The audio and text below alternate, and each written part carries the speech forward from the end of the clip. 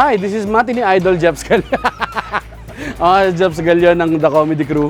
Nandito tayo ngayon sa Black Lamesa dito sa Pasig para sa aming weekly open mic. Dito kami nagpa-practice ng mga sets namin.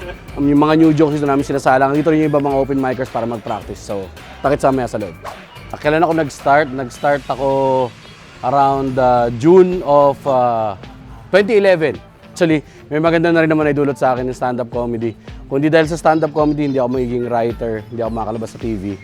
So, isa rin yun na nag-breakground para makapasok ako sa industry.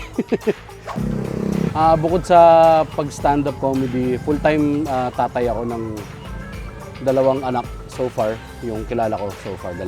At saka writer din ako for TV and film.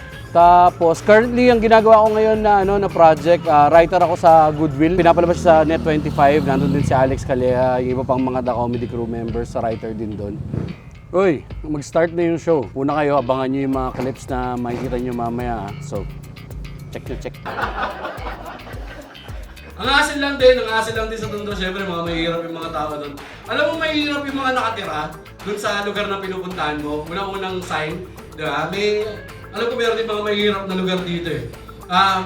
Malalaman mo na mahirap yung lugar na pinuntahan ninyo kapag nakita mo yung kolektor ng Meralco, pag tinitignan niyo yung mga kontador, ganito siya oh. Nasa poste yung kontador eh.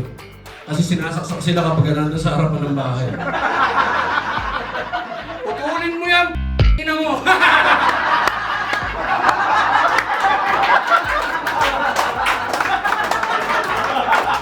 Kunin mo!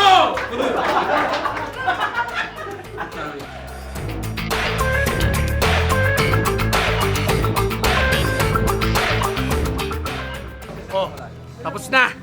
Ngayon hiningal ako. Nalagnat ako kanina.